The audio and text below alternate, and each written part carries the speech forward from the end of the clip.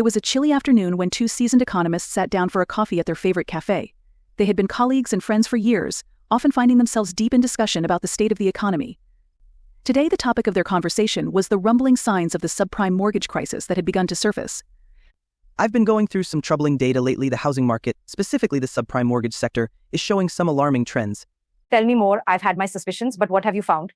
Well, it's not just a suspicion anymore. The level of risky loans being issued has skyrocketed. These subprime mortgages are being handed out to borrowers with poor credit histories, people who traditionally wouldn't qualify for a mortgage. Lenders like Countrywide Financial and New Century Financial are loosening their standards significantly. Yes, I've noticed that too, but isn't the idea that housing prices will keep going up, allowing these borrowers to refinance or sell at a profit if they get into trouble? That's the theory, but it's a dangerous assumption. Housing prices can't keep rising indefinitely. There's already evidence that the market is cooling off in several key areas. If prices stagnate or worse, start to decline, these borrowers will be trapped. They won't be able to refinance, and selling at a loss will only add to their financial woes. So you're saying that we could be looking at a significant increase in mortgage defaults? Exactly. And it's not just the borrowers who will suffer. The lenders who have bundled these risky loans into mortgage-backed securities and sold them to investors will also be hit hard. When defaults start to rise, the value of these securities will plummet, causing losses across the financial system. Investment banks like Lehman Brothers and Bear Stearns are heavily exposed. It sounds like a house of cards. One major collapse could trigger a cascade of failures throughout the financial sector. That's my fear. And the impact won't be confined to just the housing market or the financial sector. A crisis of this magnitude could spill over into the broader economy, leading to a recession. Federal Reserve Chairman Ben Bernanke and Treasury Secretary Henry Paulson need to be vigilant. What about the regulatory environment? Are there any safeguards in place to prevent this kind of meltdown? Unfortunately, the regulatory framework hasn't kept pace with the innovations in the financial markets. Many of these subprime loans and mortgage-backed securities are being traded with minimal oversight. The lack of transparency and the complexity of these financial products make it difficult to assess and manage the risks. Agencies like the Securities and Exchange Commission are struggling to keep up. This reminds me of the dot-com bubble. Everyone was caught up in the frenzy, believing that the market would only go up. When reality hit, the consequences were devastating. Exactly. The current euphoria in the housing market is eerily similar. Investors are underestimating the risks, and borrowers are being set up for failure. The lack of due diligence and the assumption that housing prices will always rise are creating a precarious situation. It's alarming to think about how interconnected everything is. If the housing market collapses, it won't just affect homeowners and banks. The repercussions will ripple through the entire economy. That's why we need to raise awareness about this issue. Policymakers and regulators need to step in and enforce stricter lending standards and increase transparency in the financial markets.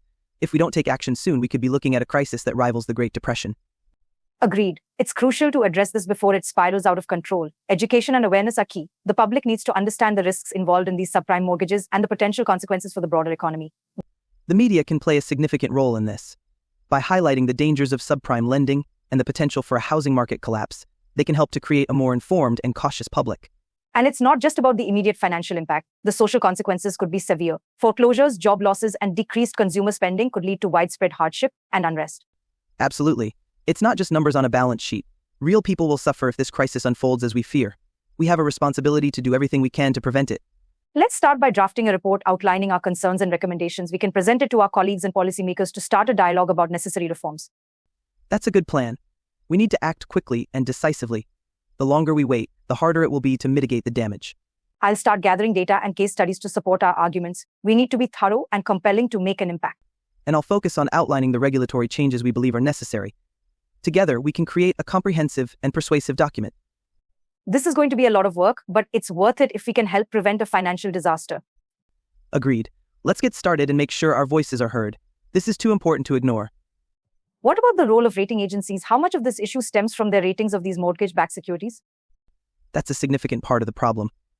Rating agencies like Moody's, Standard & Poor's, and Fitch have been giving high ratings to these securities without fully understanding the underlying risks. Their models are based on historical data that doesn't account for the unprecedented level of risk in these subprime loans. This has given investors a false sense of security, leading them to pour money into these risky investments. It's almost like a perfect storm. Overconfidence from the ratings, lax lending standards, and the assumption that housing prices will continue to rise indefinitely. It's a recipe for disaster. Exactly. And let's not forget the role of financial innovation. The creation of complex derivatives like collateralized debt obligations has spread the risk throughout the financial system. These instruments are so opaque that even the institutions holding them often don't fully understand the risks they're carrying. It's going to take a coordinated effort from multiple sectors to address this. Regulators need to step up, but so do the financial institutions and rating agencies. There needs to be a fundamental shift in how risk is assessed and managed. Agreed. We need to advocate for stronger oversight and better risk management practices. Transparency is key. Investors need to know what they're buying, and there needs to be accountability for those who create and sell these financial products. Do you think the Federal Reserve has the tools to mitigate this crisis if it hits? The Federal Reserve has some tools at its disposal, such as adjusting interest rates and providing liquidity to the banking system. However, these measures can only do so much. If the housing market collapses and the financial system starts to unravel, it will require a comprehensive response, including fiscal policy measures and potentially bailouts for critical financial institutions. Bailouts are always controversial. The public backlash can be severe, especially if people feel that the government is using taxpayer money to rescue institutions that engaged in reckless behavior.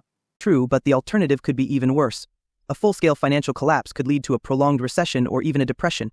The key is to implement safeguards to prevent this from happening again in the future.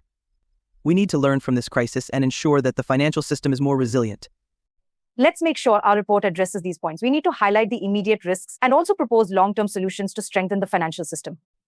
I'll start drafting the section on regulatory reforms. We need to call for stricter lending standards, greater transparency in financial products, and more robust oversight by regulatory agencies. I'll focus on the economic impacts and the need for coordinated policy responses. We need to make it clear that this isn't just a financial issue, it's a potential economic and social crisis. Good plan. We should also look at examples from other countries that have faced similar crises. Learning from their experiences could provide valuable insights. I'll research the Japanese banking crisis of the 1990s and the Nordic banking crises. Both provide important lessons on how to handle and recover from a financial meltdown. Perfect. The more comprehensive our report, the better chance we have of making an impact. We need to be thorough and persuasive. Agreed. Let's meet again next week to review our progress and finalize the report. Sounds good. We have a lot of work ahead, but it's crucial. If we can help prevent a financial disaster, it'll all be worth it. The two economists finished their coffee and left the cafe with a renewed sense of purpose. They knew that the road ahead would be challenging, but they were determined to do everything in their power to avert the looming crisis. Their combined expertise and dedication would be crucial in raising awareness and advocating for the necessary changes to protect the economy and the people who depend on it.